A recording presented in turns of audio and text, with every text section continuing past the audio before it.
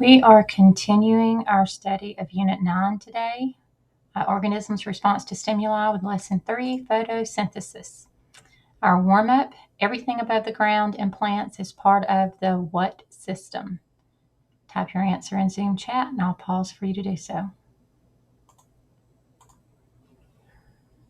If you answered C, shoot, you are correct.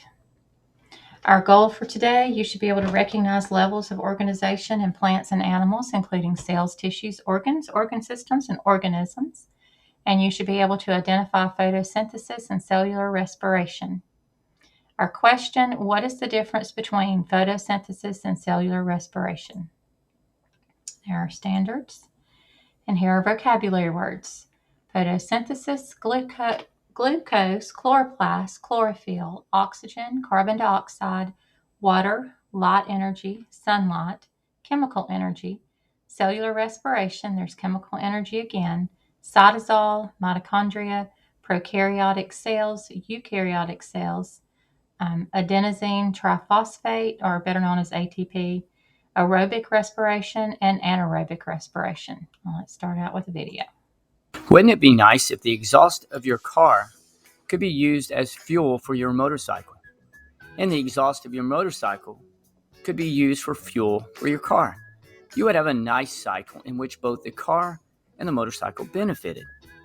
Welcome to Moo Math and Science and the relationship between photosynthesis and cellular respiration.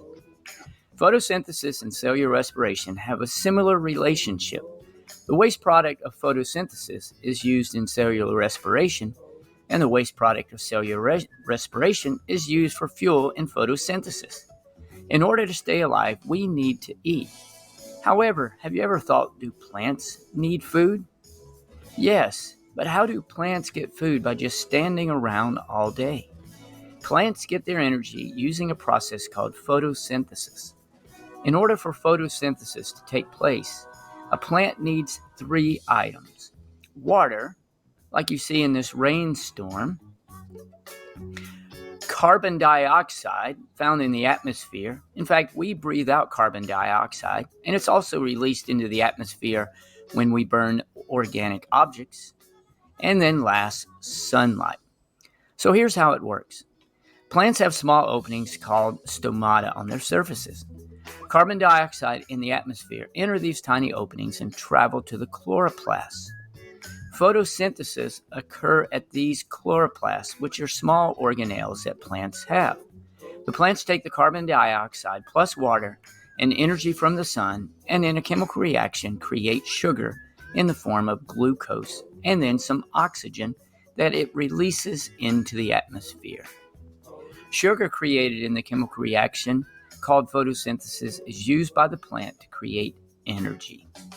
You could define photosynthesis as the process by which plants and other items make food.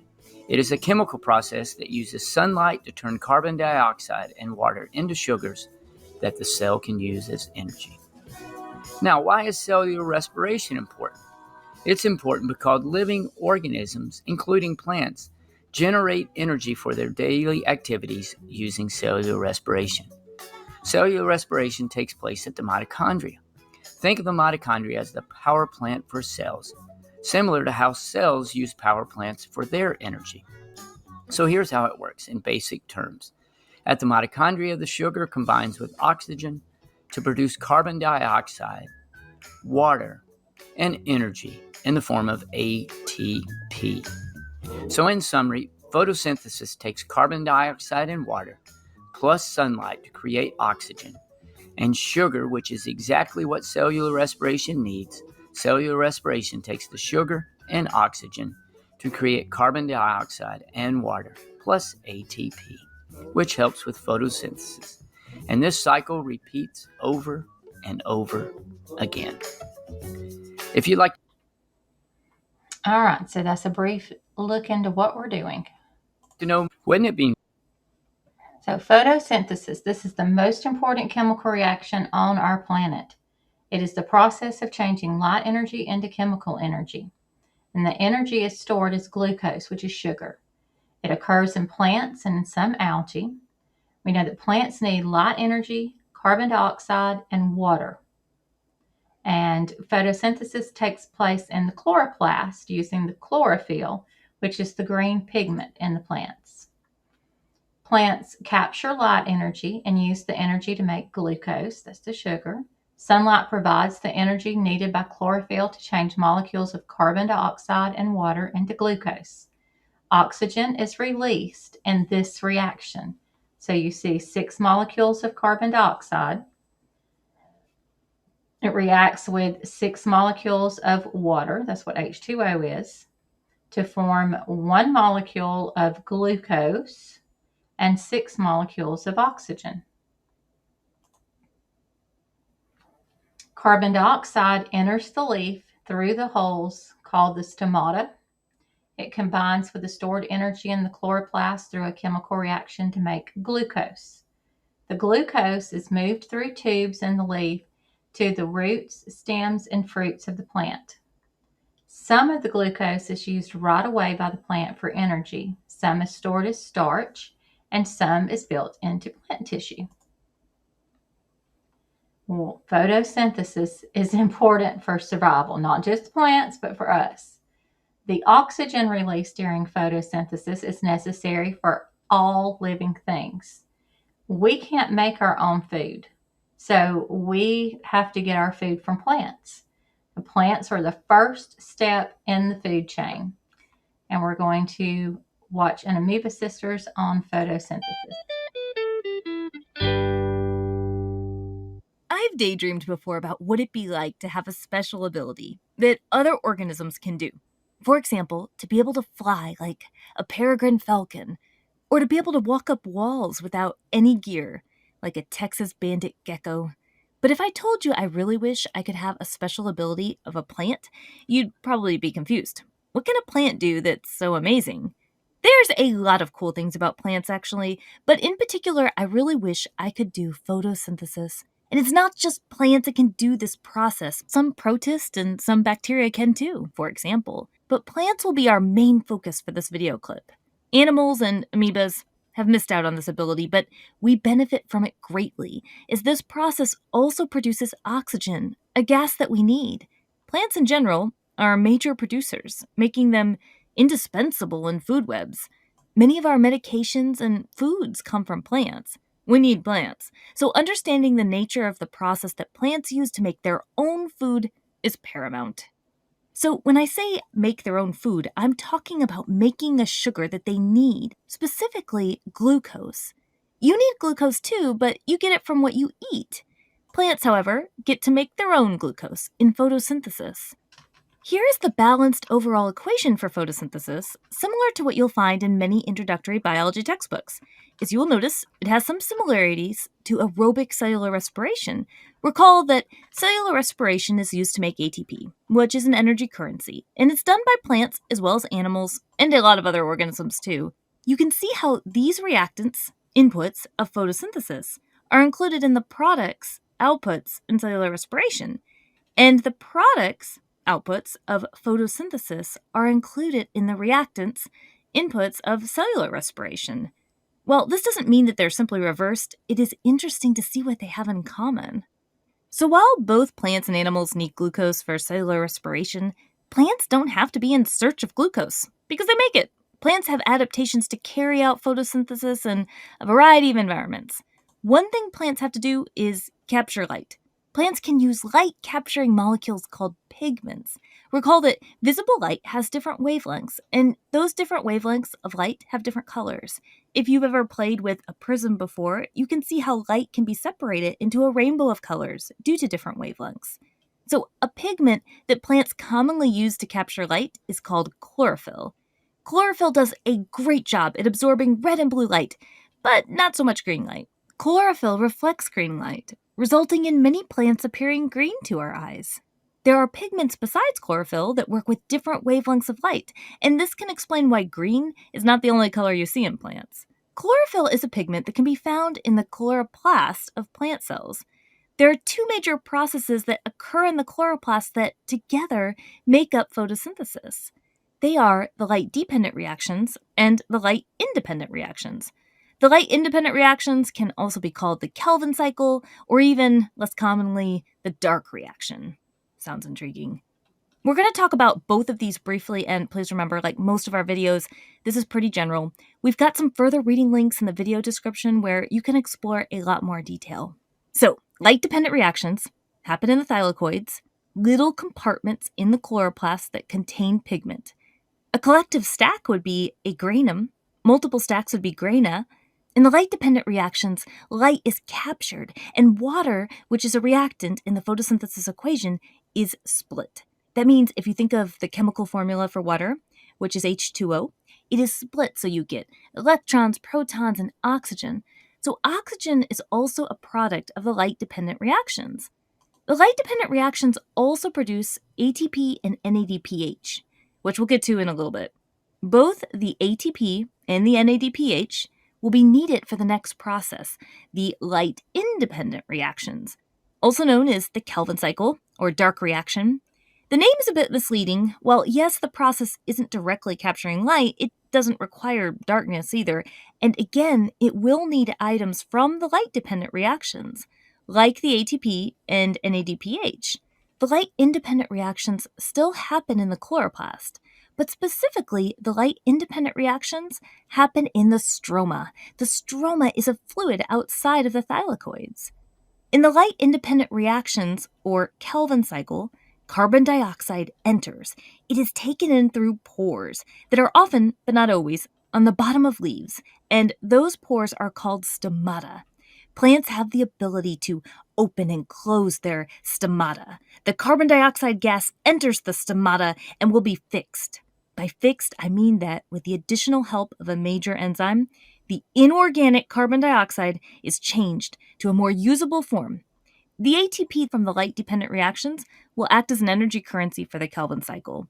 The NADPH that had come from the light-dependent reactions will supply reducing power. By that, I mean that it helps add high-energy electrons to this process.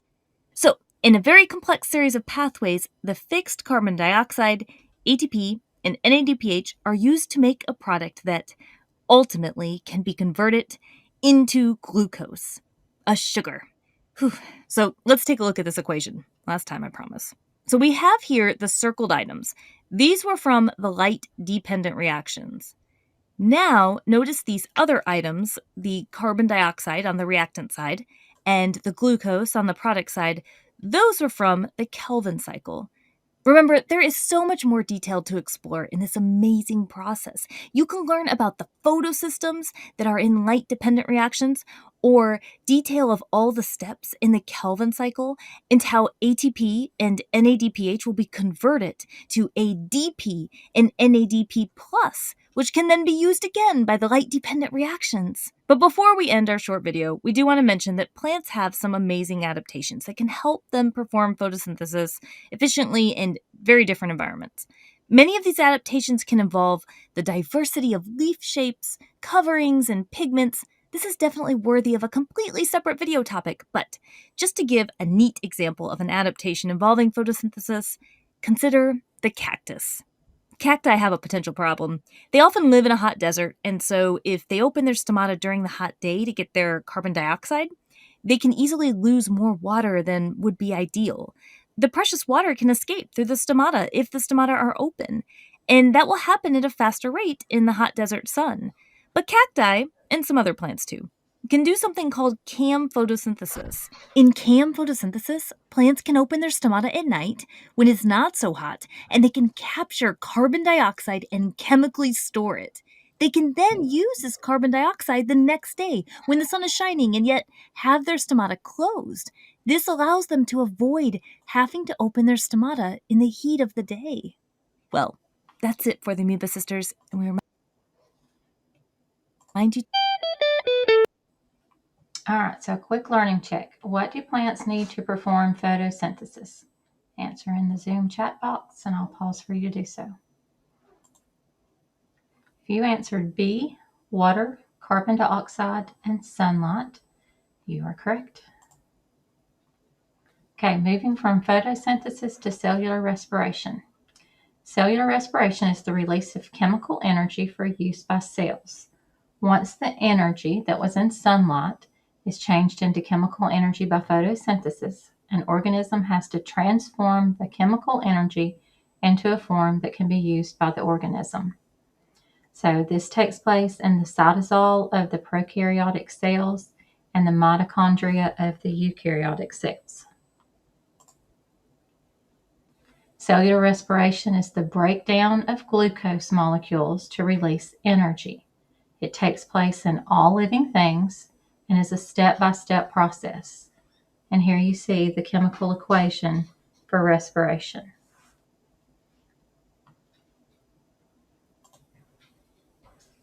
Cellular respiration takes place in both the cytosol and the mitochondria of cells, as we just said. The main chemical produced in cellular respiration is ATP. If cellular respiration takes place in the presence of oxygen, it is known as aerobic respiration. And if it takes place in the absence of oxygen, it is anaerobic respiration. Okay, so it releases the energy stored in the glucose. That's what cellular respiration does. And then this energy is used to drive the chemical reactions needed to keep the organism alive, for movement, for keeping warm-blooded organisms warm, for cell division, and homeostasis. Without cellular respiration, there would be no gas exchange in cells and tissue, and organs would die due to lack of oxygen and accumulation of carbon dioxide within the cells and the tissues. So let's do a quick video on cellular respiration.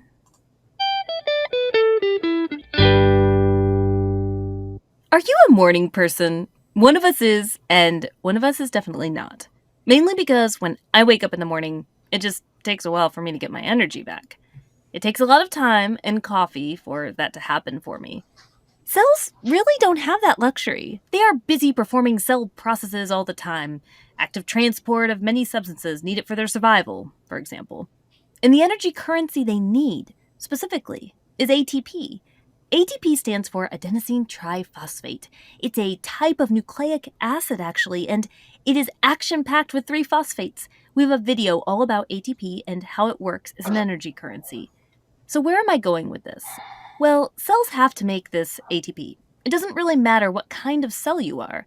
Prokaryote or eukaryote, you have to make ATP. The process for making that ATP can be different, however, depending on that type of cell. One way is called aerobic cellular respiration. Lots of organisms can do aerobic cellular respiration, but this video is specifically going to go into aerobic cellular respiration in eukaryotic cells. That means this video is talking about the process within cells that have membrane-bound organelles, such as a nucleus and mitochondria. Eukaryotic cells include the cells you'd find in protists, fungi, animals, and plants.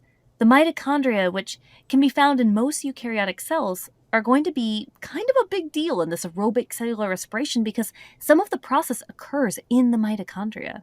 So let's get started. Remember, the major goal for any organism performing this is to make ATP.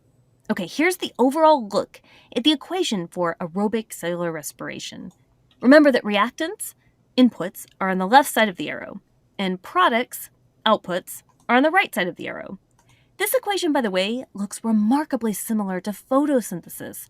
Look at how the reactants and products are on different sides. While that doesn't mean they're simply opposites, it does show that they have substances in common. In photosynthesis, organisms make glucose. Notice how glucose is a product. But in cellular respiration, organisms break the glucose down to make ATP. Fun fact, you know how when a bean seed first germinates in the ground, it isn't able to do photosynthesis yet? Yeah, the germinating bean is relying on glucose that it has stored, and it's doing cellular respiration to break it down to make ATP so it can grow.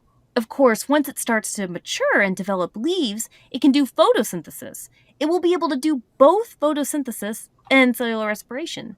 Plants make glucose in photosynthesis, and they break it down in cellular respiration. They can do both. But if you aren't photosynthetic, such as a human or an amoeba, you have to find a food source to get your glucose. You need glucose to get this process started, and we're going to assume that we're starting with one glucose molecule. Step 1, glycolysis. This step takes place in the cytoplasm, and this step does not require oxygen. It's considered anaerobic. In glycolysis, glucose, the sugar from the equation, is converted into a more usable form called pyruvate.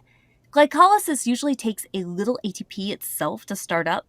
The net yield from this step is approximately 2 pyruvate and 2 ATP molecules, and 2 NADH. What is NADH?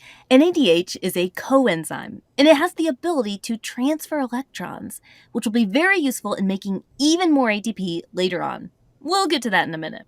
Now, an intermediate step occurs. The 2-pyruvate are transported by active transport into the mitochondria, specifically the mitochondrial matrix. In the mitochondria, pyruvate is oxidized. The 2-pyruvate are converted to 2-acetyl-CoA, which will be used by the next step. Carbon dioxide is released and 2 NADH are produced. Step 2, the Krebs cycle, also called the citric acid cycle, still in the mitochondrial matrix. The citric acid cycle is considered an aerobic process.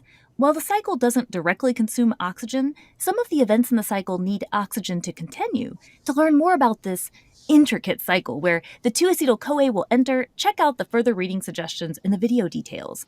Carbon dioxide is released. We also produce 2 ATP, 6 NADH, and 2 FADH. FADH is also a coenzyme, like NADH, and it will also assist in transferring electrons to make even more ATP. Step 3, the electron transport chain and chemiosmosis. This is just a beautiful thing, really. In eukaryotic cells, this is still in the mitochondria, and to be more specific, it's involving the inner mitochondrial membrane. We do require oxygen for this aerobic step. This is a very complex process, and we are greatly simplifying it by saying that electrons are transferred from the NADH and FADH to protein complexes in electron carriers. The electrons are used to generate a proton gradient, as protons are pumped across to the intermembrane space. All these protons being pumped out into this intermembrane space generates an electrical and chemical gradient. The thing is, if you remember from our cell transport video, ions, like the H+, don't easily travel across membranes directly without something to travel through. The protons can travel through an amazing enzyme called ATP synthase. If I could be any enzyme, I'd be ATP synthase because it has the ability to make ATP by adding a phosphate to ADP. ADP is a precursor to ATP. ADP has 2 phosphates, but if it obtains a 3rd phosphate, it becomes ATP. So, in chemiosmosis, the protons travel down their electrochemical gradient through a portion of the ATP synthase, powering it to make ATP, the ultimate goal. Oxygen is the final acceptor of the electrons. When oxygen combines with 2 hydrogens, you get H2O, water. If you remember from our equation, water is a listed product. Now, the electron transport chain in chemiosmosis step makes a lot more ATP compared to the other 2 previous steps. How much? So I've noticed in my years of teaching and the assortment of textbooks I've collected over the years, there are some different numbers in cellular respiration charts. In fact, you can even see them change a bit in different editions of the same book. And it's made me want to emphasize that it's important to not just memorize a number, because it really is more of a range.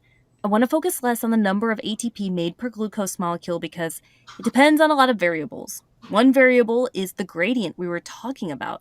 How many protons were pumped across the mitochondrial membrane? You can see more variables discussed in the factual references, and those references have estimates ranging from 26 to 34 molecules of ATP per glucose molecule in the electron transport chain and chemiosmosis step alone. Then, if you add the other 2 steps, Krebs, otherwise known as the citric acid cycle, and glycolysis, you could estimate a range of anywhere between 30 to 38 net ATP molecules total per molecule of glucose. Again, to emphasize a range. Now, this was just one way of creating ATP. But like we had said at the beginning, all cells have to make ATP, but the way they do it can differ. If there's no oxygen available, some cells have the ability to perform a process known as fermentation. It's not as efficient, but it can still make ATP when there isn't oxygen. We have a video about that. We can't emphasize enough how important the process of making ATP is for cells. For example, cyanide, which is found in some rat poisons, can block a step in the electron transport chain, which would block ATP production. A poison that prevents ATP from being produced can be deadly. With the important role that mitochondria have in ATP production, there is also a demand for increased research on mitochondrial diseases. We are confident that the understanding of how to treat these diseases will continue to improve as more people like you ask questions. Well, that's it for the mucus. All right, so let's summarize everything. Our overall question was, what is the difference between photosynthesis and cellular respiration? Photosynthesis converts water and carbon dioxide into oxygen and glucose through a chemical reaction. Then cellular respiration converts the glucose and oxygen into water and carbon dioxide. So just this, it's like the water cycle. Just continuous cycle keeps going. Water and carbon dioxide are byproducts of the chemical reaction, and ATP is energy that is transformed from the process of cellular respiration. And this is going to sum everything up, and then we will do our exit ticket.